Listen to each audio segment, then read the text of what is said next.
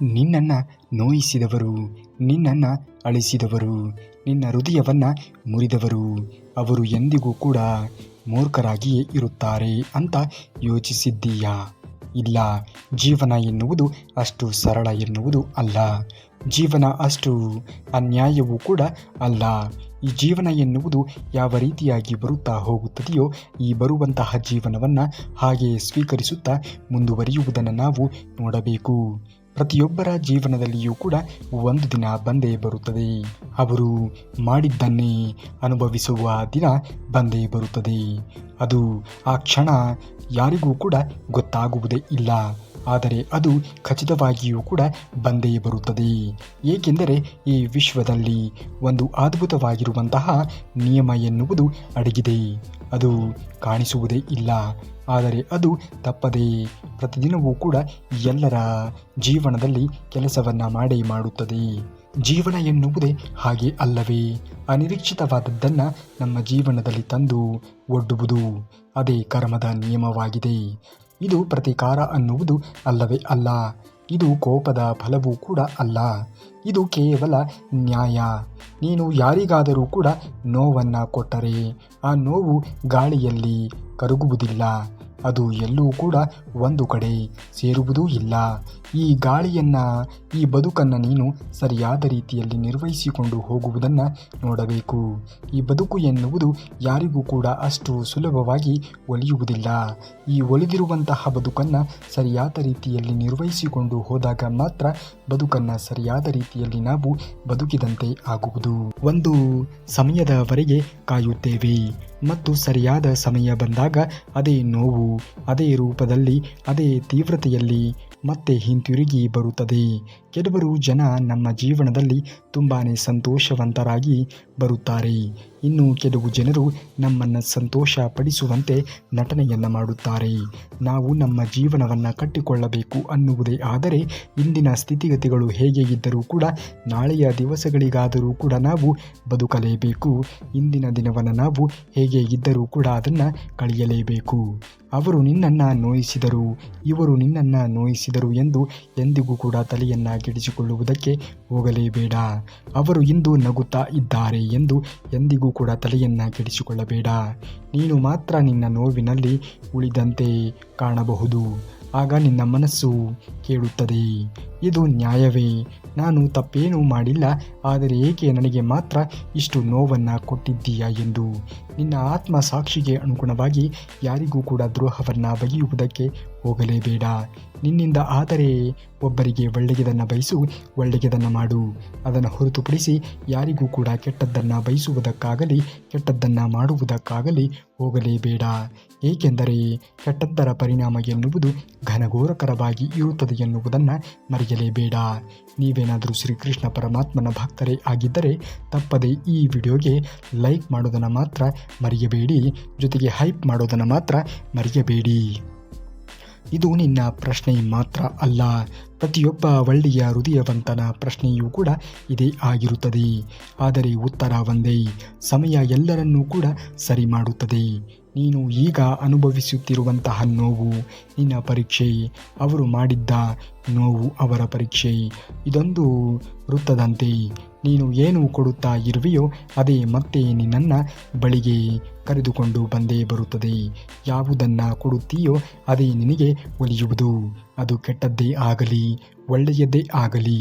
ಹಾಗಾಗಿ ಒಳ್ಳೆಯದನ್ನು ಯೋಚಿಸಿ. ಸ್ವಲ್ಪ ತಡವಾಗಬಹುದು, ಆದರೆ ತಪ್ಪದೇ ಬಂದೇ ಬರುತ್ತದೆ. ನೀನು ಅಳುತ್ತಾ ಇದ್ದಾಗ ನಿನ್ನ ಕಣ್ಣೀರು ಯಾರಿಗೂ ಕೂಡ ಕಾಣಿಸದೇ ಇರಬಹುದು, ಆದರೆ ಆ ಕಣ್ಣೀರು ವ್ಯರ್ಥವಾಗುವುದೇ ಇಲ್ಲ. ಪ್ರತಿಯೊಂದು ಕಣ್ಣೀರು ಹನಿಗೂ ಕೂಡ ಒಂದು ಕತೆ ಎನ್ನುವುದು ಇದ್ದೇ ಇರುತ್ತದೆ, ಒಂದು ನೋವು ಎನ್ನುವುದು ಇದ್ದೇ ಇರುತ್ತದೆ ಮತ್ತು ಒಂದು ಉತ್ತರ ಎನ್ನುವುದು ಇದ್ದೇ ಇರುತ್ತದೆ. ಒಂದು ದಿನ ನಿನ್ನನ್ನು ನೋಯಿಸಿದವರು ಕೂಡ ಅದೇ ರೀತಿ ಒಂದು ಮೂಲೆಯಲ್ಲಿ ಕೂತು ಅಳುತ್ತಾ ಇರುತ್ತಾರೆ ಎನ್ನುವುದನ್ನು ಮರೆಯಬೇಡಿ. ಜೀವನದಲ್ಲಿ ಒಬ್ಬರಿಗೆ ಒಳ್ಳೆಯದನ್ನು ಬಯಸಿ ಇನ್ನೊಬ್ಬರಿಗೆ ಕೆಡಕನ್ನು ಬಯಸುವುದಕ್ಕೆ ಹೋಗಲೇಬೇಡಿ. ಯಾರಿಗೂ ಕೂಡ ತಾತ್ಸಾರದ ಮನೋಭಾವನೆಯಲ್ಲಿ ನೋಡುವುದಕ್ಕೆ ಹೋಗಲೇಬೇಡಿ. ಎಲ್ಲರನ್ನ ಸಮಾನವಾಗಿ ಕಾಣುವುದನ್ನು ನೋಡಬೇಕು, ಆದರೆ ಒಳ್ಳೆಯದನ್ನು ಮಾಡಬೇಕು. ಅದನ್ನು ಹೊರತುಪಡಿಸಿ ಕೆಟ್ಟದ್ದನ್ನು ಯಾರಿಗೂ ಕೂಡ ಮಾಡುವುದಕ್ಕೆ ಹೋಗಲೇಬಾರದು. ಅವರಿಗೆ ಅರ್ಥವಾಗುತ್ತದೆ ನಾನು ಮಾಡಿದ್ದು ತಪ್ಪು ಅಂತ. ಆದರೆ ಅದು ಅರ್ಥವಾಗುವಷ್ಟರಲ್ಲಿ ಸಮಯ ಎನ್ನುವುದು ಬದಲಾಗಿ ಇರುತ್ತದೆ, ಸ್ಥಿತಿ ಎನ್ನುವುದು ಬದಲಾಗಿಯೇ ಇರುತ್ತದೆ. ನೀನು ಬದಲಾಗುತ್ತಿದ್ದೀಯಾ, ಆಗ ನಿನಗೆ ಗೊತ್ತಾಗುತ್ತದೆ ನಿಜವಾದ ಶಕ್ತಿ ಏನು ಅಂತ. ಜೀವನದಲ್ಲಿ ಯಾರ ಮೇಲೆಯೂ ಕೂಡ ಅತಿಯಾದ ವಿಶ್ವಾಸ ಎನ್ನುವುದು ಬೇಡವೇ ಬೇಡ. ನೀನು ಯಾವುದೇ ಕಾರಣಕ್ಕೂ ಕೂಡ ಬೇರೆಯವರ ಮೇಲೆ ಪ್ರತೀಕಾರವನ್ನು ತೀರಿಸಿಕೊಳ್ಳುವುದಕ್ಕೆ ಹೋಗಲೇಬೇಡ. ಇರುವುದರಲ್ಲಿಯೇ ನಿನ್ನ ದೊಡ್ಡ ಗೆಲುವು ಎನ್ನುವುದು ಅಡಗಿದೆ. ಏಕೆಂದರೆ ಪ್ರತೀಕಾರ ಮಾಡುವುದು ಸುಲಭ, ಆದರೆ ತಾಳ್ಮೆ ಇರುವುದು, ಮೌನವಾಗಿ ಇರುವುದು, ನಿನ್ನ ದಾರಿಯಲ್ಲಿ ಮುಂದುವರಿಯುವುದು ಇವು ತುಂಬಾ ಕಷ್ಟಕರ. ಇವುಗಳನ್ನು ನೀನು ಜೀವನದಲ್ಲಿ ಅಳವಡಿಸಿಕೊಂಡು ಮುಂದುವರಿಯುವುದನ್ನು ನೋಡಬೇಕು. ಆಗುವುದೆಲ್ಲ ಒಳ್ಳೆಯದೇ ಆಗುತ್ತದೆ ಎನ್ನುವುದನ್ನು ಮರೆಯಲೇಬೇಡ. ಇವುಗಳಲ್ಲಿ ನಿನ್ನ ಬೆಳವಣಿಗೆ ಇದೆ, ನಿನ್ನ ನೋವು ಎನ್ನುವುದು ಇದೆ. ಹೊರಗೆ ಬಂದಾಗ ನೀನು ಹಳೆಯ ವ್ಯಕ್ತಿಯಾಗಿ ಇರುವುದಿಲ್ಲ. ನೀನು ಹೆಚ್ಚು ಬಲಿಷ್ಠನಾಗಿ ಇರುತ್ತೀಯ, ಹೆಚ್ಚು ಜ್ಞಾನಿಯೂ ಕೂಡ ಆಗಿರುತ್ತೀಯ, ಹೆಚ್ಚು ಶಾಂತವಾಗಿಯೂ ಕೂಡ ಇರುತ್ತೀಯ. ನಿನ್ನ ನೋವು ನಿನ್ನ ಶತ್ರು ಅಲ್ಲವೇ ಅಲ್ಲ, ಅದು ನಿನ್ನ ಗುರು ಇದ್ದಂತೆ. ನಿನ್ನ ನೋವುಗಳನ್ನು ನೀನು ಮೆಟ್ಟಿ ಮುಂದುವರಿಯುವುದನ್ನು ನೋಡಬೇಕು. ನೋವುಗಳನ್ನು ಯಾರು ತಡೆದುಕೊಂಡು ಮುಂದುವರಿಯುತ್ತಾರೆಯೋ ಅವರು ಮಾತ್ರ ಜೀವನದಲ್ಲಿ ಮುಂದೆ ಬರುವುದಕ್ಕೆ ಸಾಧ್ಯವಾಗುತ್ತದೆ. ಅದು ನಿನ್ನನ್ನು ಕಲಿಸುತ್ತದೆ ಕೂಡ. ಜೀವನದಲ್ಲಿ ಯಾರನ್ನೂ ಕೂಡ ನಂಬುವುದಕ್ಕೆ ಹೋಗಲೇಬೇಡ, ಯಾರನ್ನೂ ಕೂಡ ದೂರ ಇಡುವುದಕ್ಕೆ ಹೋಗಲೇಬೇಡ. ಎಲ್ಲಿ ನಿಲ್ಲಬೇಕು, ಎಲ್ಲಿ ಮುಂದುವರಿಯಬೇಕು. ನೀನು ಈಗ ಅನುಭವಿಸುತ್ತಿರುವಂತಹ ಪ್ರತಿಯೊಂದು ನೋವು ಕೂಡ ನಿನ್ನ ಭವಿಷ್ಯದ ವ್ಯಕ್ತಿಯಾಗಿ ಇರುತ್ತದೆ ಎನ್ನುವುದನ್ನು ಮರೆಯಲೇಬೇಡ. ನಿನ್ನನ್ನು ಒಂದು ಪೂರ್ಣವಾಗಿರುವಂತಹ ವ್ಯಕ್ತಿಯನ್ನಾಗಿ ರೂಪಿಸುವ ಸಲುವಾಗಿ ನಿನ್ನ ಜೀವನದಲ್ಲಿ ನೋವುಗಳು, ಸಂಕಟಗಳು, ದುಃಖಗಳು ಬರುವುದು. ನೀನು ಈಗ ಅಳುತ್ತಾ ಇರಬಹುದು. ಒಂದು ದಿನ ನೀನೇ ನಿನ್ನ ಮೇಲೆ ಹೆಮ್ಮೆ ಪಡುವಂತೆ ಸಮಯ ಎನ್ನುವುದು ಬಂದೇ ಬರುತ್ತದೆ. ನಿನ್ನನ್ನು ನೋಯಿಸಿದವರು ಕೂಡ ಅವರಿಗೂ ಕೂಡ ಒಂದು ದಿನ ಅದೇ ಪರಿಸ್ಥಿತಿ ಎನ್ನುವುದು ಬಂದೇ ಬರುತ್ತದೆ. ಅವರು ಕೂಡ ಒಬ್ಬರ ಬಳಿಯಲ್ಲಿ ಅದೇ ಪ್ರಶ್ನೆಯನ್ನು ಕೇಳುತ್ತಾರೆ. ನಾನು ಏನು ತಪ್ಪು ಮಾಡಿದೆ ಎನ್ನುವುದು ಅವರಿಗೆ ಅರ್ಥವಾಗುತ್ತದೆ. ಜೀವನ ಎನ್ನುವುದು ಅಷ್ಟೇ ನ್ಯಾಯವಾದದ್ದನ್ನೇ ಎಲ್ಲರಿಗೂ ಕೂಡ ದೊರಕಿಸುತ್ತಾ ಮುಂದುವರಿಯುತ್ತದೆ. ಜೀವನದಲ್ಲಿ ಯಾರಿಗೂ ಕೂಡ ನಾವು ಅನ್ಯಾಯವನ್ನು ಮಾಡುವುದಕ್ಕೆ ಹೋಗಲೇಬಾರದು. ಅನ್ಯಾಯವನ್ನು ಇತರರಿಗೆ ನಾವು ಮಾಡಿದಾಗ ದೇವರು ನಮಗೂ ಕೂಡ ಅನ್ಯಾಯವನ್ನು ಮಾಡುವಂಥವರನ್ನು ಸೃಷ್ಟಿ ಮಾಡಿರುತ್ತಾನೆ ಎನ್ನುವುದನ್ನು ಮರೆಯಲೇಬೇಡಿ. ನೀನು ಏನು ಮಾಡಬೇಕು, ಕೋಪ ಇಟ್ಟುಕೊಳ್ಳಬೇಡ, ದ್ವೇಷವನ್ನು ಬೆಳೆಸಿಕೊಳ್ಳಬೇಡ, ಪ್ರತೀಕಾರದ ಬಗ್ಗೆ ಯೋಚನೆಗಳನ್ನು ಮಾಡಬೇಡ. ನೀನು ಮಾಡಬೇಕಾದದ್ದು ಒಂದೇ, ನಿನ್ನ ಮೇಲೆ ಕೆಲಸವನ್ನು ಮಾಡು, ನಿನ್ನ ಕನಸುಗಳ ಮೇಲೆ ಗಮನವನ್ನು ಕೊಡು, ನಿನ್ನ ಜೀವನವನ್ನು ಸುಧಾರಿಸಿಕೋ. ಏಕೆಂದರೆ ಅವರು ನಿನ್ನನ್ನು ನೋಯಿಸಿದರೂ ಕೂಡ ನಿನ್ನ ಜೀವನ ಎನ್ನುವುದು ನಿಂತು ಹೋಗಬಾರದು. ಜೀವನವನ್ನು ನೀನು ಯಾವುದೇ ರೀತಿಯಾಗಿಯೂ ಕೂಡ ಬೇರೆಯವರ ಮೇಲೆ ಅವಲಂಬನೆಯಾಗಿ ಮಾಡುವುದಕ್ಕೆ ಹೋಗಲೇಬಾರದು. ಆದರೆ ಒಳ್ಳೆಯದನ್ನು ಮಾಡಿ, ಒಳ್ಳೆಯದನ್ನು ಬಯಸಿ, ಅದನ್ನು ಹೊರತುಪಡಿಸಿ ಯಾರಿಗೂ ಕೂಡ ಕೆಟ್ಟದ್ದನ್ನು ಮಾಡುವುದಕ್ಕೆ ಹೋಗಬೇಡಿ. ಕೆಟ್ಟದ್ದರ ಪರಿಣಾಮ ಎನ್ನುವುದು ಘನಘೋರಕರವಾಗಿ ಇರುತ್ತದೆ ಎನ್ನುವುದನ್ನು ಮರೆಯಲೇಬೇಡಿ. ಅವರು ನಿನ್ನನ್ನು ಅಳಿಸಿದರು, ನಿನ್ನ ಬೆಳವಣಿಗೆಗೆ ನಿಲ್ಲಬಾರದು. ನೀನು ಮುಂದೆ ಹೋಗಬೇಕು. ಅವರು ಹಿಂದೆ ಉಳಿದಿದ್ದಾರೆ. ಸಮಯ ಅವರನ್ನು ಕಲಿಸುತ್ತದೆ. ನೀನು ಮಾತ್ರ ನಿನ್ನ ದಾರಿಯಲ್ಲಿ, ನಿನ್ನ ಶಕ್ತಿಯಲ್ಲಿ, ನಿನ್ನ ಶಾಂತಿಯಲ್ಲಿ ಮುಂದುವರಿಯಬೇಕು. ಇದನ್ನು ನೀನು ಅರಿತಾಗ ಮಾತ್ರ ಜೀವನದಲ್ಲಿ ಮುಂದೆ ಬಂದೇ ಬರುತ್ತೀಯ ಎನ್ನುವುದನ್ನು ಮರೆಯಲೇಬೇಡ. ಶಾಂತ ಚಿತ್ತದಿಂದ ಜೀವನವನ್ನು ನಿರ್ವಹಿಸುವುದನ್ನು ನೋಡು. ದೇವರು ನಿನಗೂ ಕೂಡ ಒಂದು ಒಳ್ಳೆಯ ದಾರಿಯನ್ನು, ಒಂದು ಒಳ್ಳೆಯ ಜೀವನವನ್ನು ರೂಪಿಸಿಕೊಡುವುದಕ್ಕೆ ಒಳ್ಳೆಯ ಮಾರ್ಗವನ್ನು ಖಂಡಿತವಾಗಿಯೂ ಕೂಡ ಕೊಟ್ಟೇ ಕೊಡುತ್ತಾನೆ. ಒಂದು ದಿನ ನೀನು ಹಿಂತಿರುಗಿ ನೋಡಿದಾಗ ನಿನಗೆ ಗೊತ್ತಾಗುತ್ತದೆ ಈ ಎಲ್ಲವೂ ಕೂಡ ನಿನ್ನ ಒಳಿತಿಗಾಗಿಯೇ ನಡೆಯುತ್ತಾ ಇದ್ದಾವೆ ಎಂದು. ನಿನ್ನನ್ನು ನೋಯಿಸಿದವರು ನಿನ್ನನ್ನು ಬಲಿಷ್ಠರನ್ನಾಗಿ ಮಾಡಿದ್ದಾರೆ ಎಂದು ನೀನು ತಿಳಿದು ಮುಂದುವರಿಯುವುದನ್ನು ನೋಡಬೇಕು.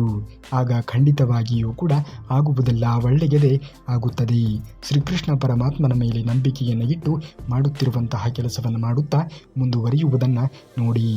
ಇಂದು ನೀನು ಅಳುತ್ತಾ ಇದ್ದರೆ ನಾಳೆ ನೀನು ನಗುತ್ತಾ ಇರುವೆ. ಇಂದು ನೀನು ಮುರಿದಿದ್ದರೆ ನಾಳೆ ನೀನು ಇನ್ನಷ್ಟು ಬಲವಾಗುತ್ತೀಯ. ಏಕೆಂದರೆ ಇಂದು ಪ್ರತೀಕಾರ ಅಲ್ಲ, ಇದು ಕೋಪವೂ ಕೂಡ ಅಲ್ಲ, ಇದು ದ್ವೇಷವೂ ಕೂಡ ಅಲ್ಲ, ಇದು ಕರ್ಮದ ನಿಯಮ. ಈ ನಿಯಮವನ್ನು ನಾವು ಸರಿಯಾದ ರೀತಿಯಲ್ಲಿ ನಿರ್ವಹಿಸಿಕೊಂಡು ಹೋದಾಗ ಮಾತ್ರ ಬದುಕನ್ನು ನಾವು ಸರಿಯಾದ ರೀತಿಯಲ್ಲಿ ಬದುಕಿದಂತೆ ಆಗುವುದು. ಜೀವನವನ್ನು ಸರಿಯಾದ ರೀತಿಯಲ್ಲಿ ನಿರ್ವಹಿಸುವುದನ್ನು ನೋಡಬೇಕು.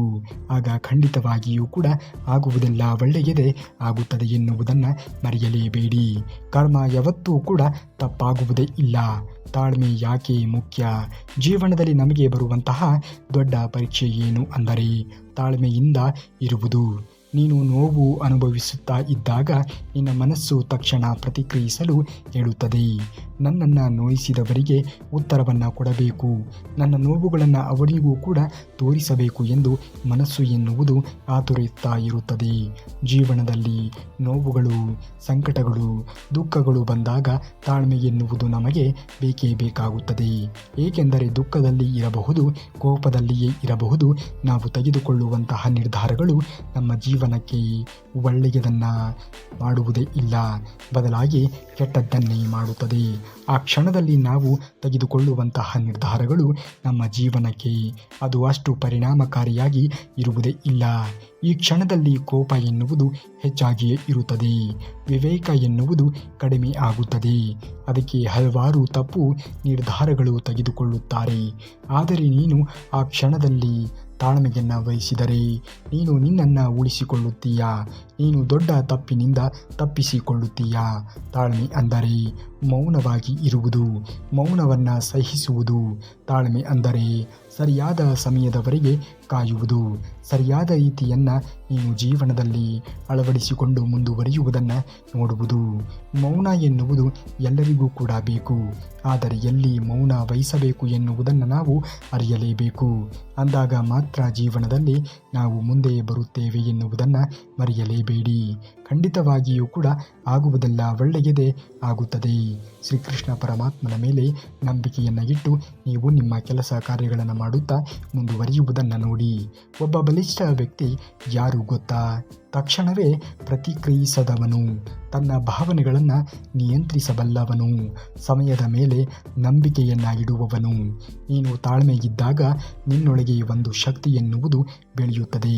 ಅದು ನಿನ್ನನ್ನು ನಿಧಾನವಾಗಿ ಬಲಿಷ್ಠ ವ್ಯಕ್ತಿಯನ್ನಾಗಿ ಮಾಡುತ್ತದೆ. ತಾಳ್ಮೆಯನ್ನು ಮೈಗೂಡಿಸಿಕೋ, ನಿನ್ನಲ್ಲಿ ಶಕ್ತಿಯನ್ನು ತುಂಬಿಕೋ. ಯಾರೇ ಏನೇ ಹೇಳಿದರೂ ಕೂಡ ತಲೆಯನ್ನು ಕೆಡಿಸಿಕೊಳ್ಳುವುದಕ್ಕೆ ಹೋಗಲೇಬೇಡ. ಎಲ್ಲರಿಗೂ ಕೂಡ ಕಾಲ ಎನ್ನುವುದು ಬಂದೇ ಬರುತ್ತದೆ. ಇಂದು ಅವರ ಕಾಲ ಇರಬಹುದು, ನಾಳೆ ನಿನ್ನ ಕಾಲ ಎನ್ನುವುದು, ನಿನ್ನ ಸಮಯ ಎನ್ನುವುದು ಬಂದೇ ಬರುತ್ತದೆ. ಆ ಸಮಯದವರೆಗೆ ನೀನು ಕಾಯಲೇಬೇಕು. ನೀನು ಕೋಪದಿಂದ ಪ್ರತಿಕ್ರಿಯಿಸಿದರೆ ನೀನು ಅವರ ಮಟ್ಟಕ್ಕೆ ಇಳಿಯುತ್ತೀಯಾ, ಆದರೆ ನೀನು ತಾಳ್ಮೆಗಿಟ್ಟರೆ ನೀನು ನಿನ್ನ ಮಟ್ಟವನ್ನು ಏರಿರುತ್ತೀಯಾ. ಸಮಯ ಎಲ್ಲವನ್ನ ನೋಡುತ್ತದೆ. ನೀನು ಮೌನವಾಗಿ ಇದ್ದರೂ ಕೂಡ ನಿನ್ನ ನೋವನ್ನು ಅದು ಗಮನಿಸುತ್ತದೆ. ನಿನ್ನ ನೋವನ್ನು ನೀನು ಪರಿಗಣಿಸಿಕೊಂಡು ಮುಂದುವರಿಯುವುದನ್ನು ನೋಡಬೇಕು. ನೀನು ಮಾಡುತ್ತಿರುವಂತಹ ಕೆಲಸವನ್ನು ನೀನು ಖಂಡಿತವಾಗಿಯೂ ಕೂಡ ಬಿಡುವುದಕ್ಕೆ ಹೋಗಲೇಬೇಡ. ಎಲ್ಲವನ್ನೂ ಕೂಡ ನೀನು ನಿಭಾಯಿಸಿಕೊಂಡು ಹೋಗುವುದನ್ನು ಮಾಡಬೇಕು. ಒಂದು ದಿನ ಅದೇ ಸಮಯ ನಿನ್ನ ಪರವಾಗಿ ಮಾತನಾಡುತ್ತದೆ, ನಿನ್ನ ನ್ಯಾಯವನ್ನು ಕೊಡಿಸುತ್ತದೆ. ಆದ್ದರಿಂದ ತಾಳ್ಮೆಯನ್ನು ಇಟ್ಟುಕೋ, ನಿನ್ನ ಮೇಲೆ ನಂಬಿಕೆಯನ್ನು ಇಟ್ಟುಕೋ, ಸಮಯದ ಮೇಲೆ ವಿಶ್ವಾಸವನ್ನು ಇಟ್ಟುಕೋ. ಯಾಕೆಂದರೆ ತಾಳ್ಮೆಯೇ ನಿನ್ನ ದೊಡ್ಡ ಶಕ್ತಿ ಎನ್ನುವುದನ್ನು ಮರೆಯಲೇಬೇಡ.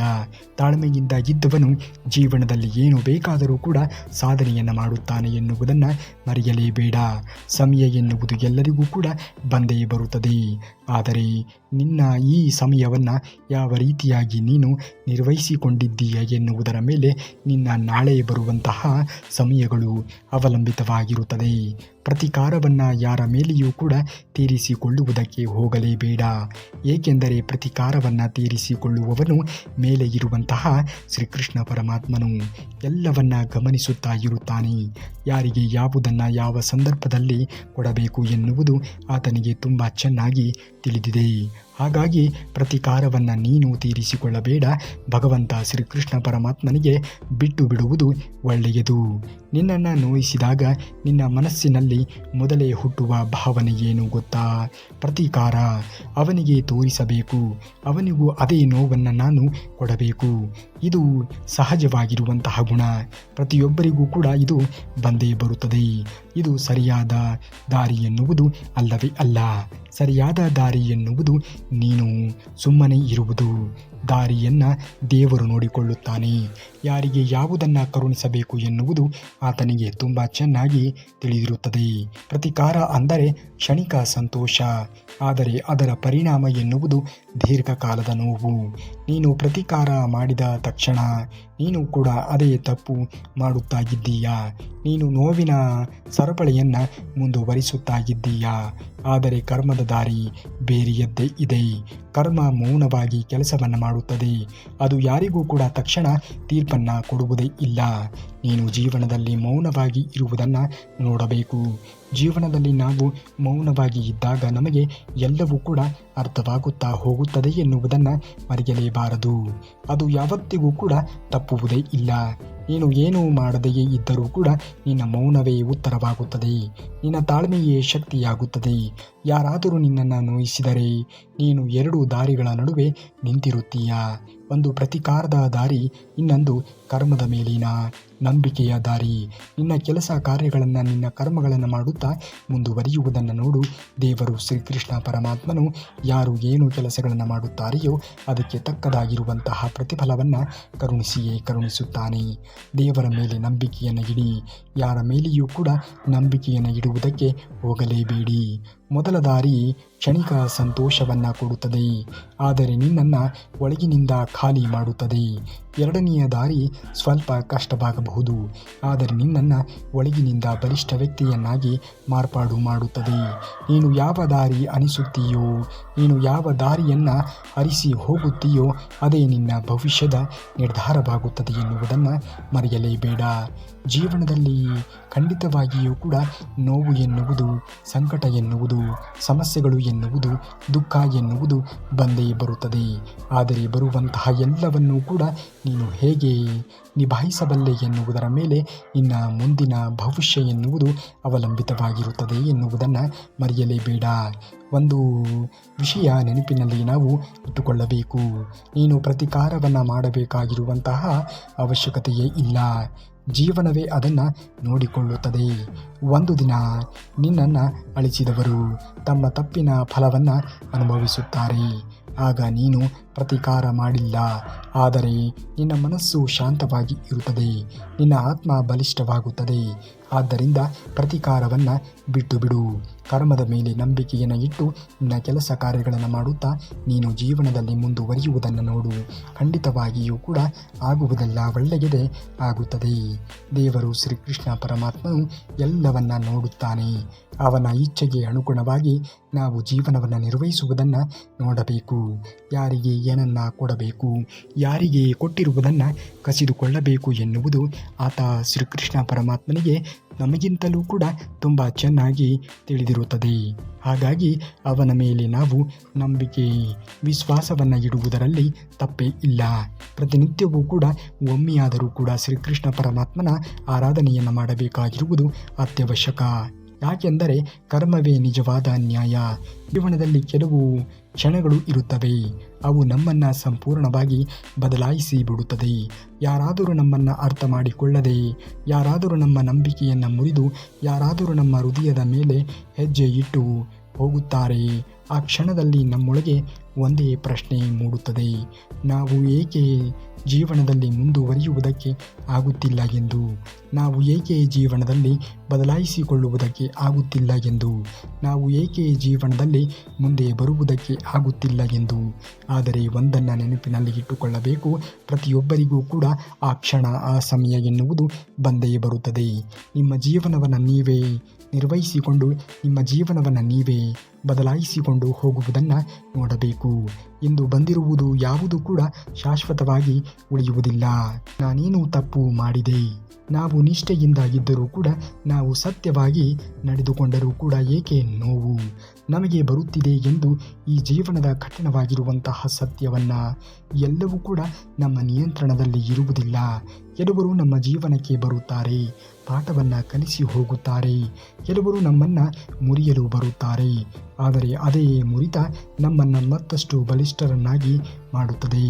ನಾವು ನೋವನ್ನು ಅನುಭವಿಸುತ್ತೇವೆ, ಆದರೆ ಆ ನೋವನ್ನು ನಾವು ಜೀವನ ಪರ್ಯಂತವಾಗಿಯೂ ಕೂಡ ಮುಂದುವರಿಸಿಕೊಂಡು ಹೋಗುವುದನ್ನು ನೋಡಲೇಬಾರದು.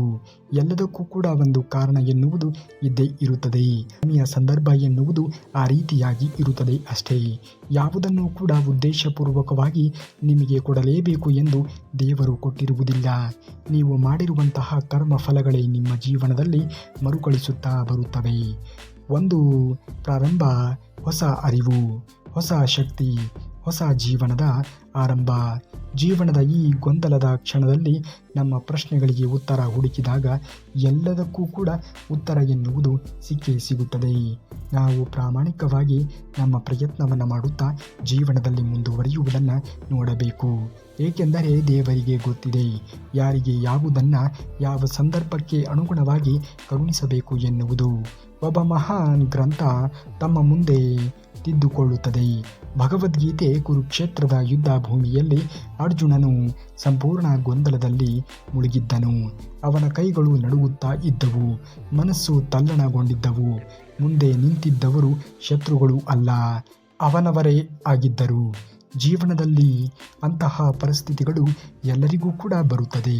ಆದರೆ ಅಂತಹ ಪರಿಸ್ಥಿತಿಗಳಲ್ಲಿ ನಾವು ಯಾವುದೇ ಕಾರಣಕ್ಕೂ ಕೂಡ ದೃಢಚಿತ್ತದಿಂದ ನಿರ್ಧಾರವನ್ನು ತೆಗೆದುಕೊಳ್ಳಬೇಕು. ಅವನು ಕೇಳಿದ ಪ್ರಶ್ನೆ ನಮ್ಮ ಪ್ರತಿಯೊಬ್ಬರ ಮನಸ್ಸಿನಲ್ಲಿಯೂ ಕೂಡ ಕೇಳಿ ಬರುವಂತಹ ಪ್ರಶ್ನೆಯೇ ಆಗಿರುತ್ತದೆ. ನಾನು ಏಕೆ ಹೋರಾಡಬೇಕು? ನ್ಯಾಯವೇನು? ಅನ್ಯಾಯವೇನು? ಆ ಸಮಯದಲ್ಲಿ ಶ್ರೀಕೃಷ್ಣನು ಒಂದು ಮಹತ್ವದ ಸತ್ಯವನ್ನು ಹೇಳಿದ. ನೀನು ನಿನ್ನ ಕರ್ಮಗಳನ್ನು ಮಾಡು, ಫಲದ ಬಗ್ಗೆ ಚಿಂತನೆಗಳನ್ನು ಬಿಟ್ಟು ಬಿಡು. ಅದೇ ರೀತಿಯಾಗಿ ನಮ್ಮ ಜೀವನದಲ್ಲಿ ನಾವು ನಮ್ಮ ಕೆಲಸ ಕಾರ್ಯಗಳನ್ನು ಮಾಡುವುದನ್ನು ನೋಡಬೇಕು.